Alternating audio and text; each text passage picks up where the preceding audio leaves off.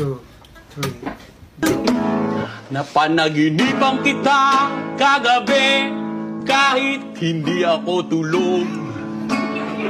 Kaya pinilit kong matulog para maging totoo ang panaginip ko. Mamasyal daw tayong dalawa nang biglang may mang-hold up sa atin. Hinawakan ko raw ang iyong kamay at ikaw ang ginawa kong panangga. Ang ganda ng panaginip ko dahil ikaw lahat may tama, ako wala.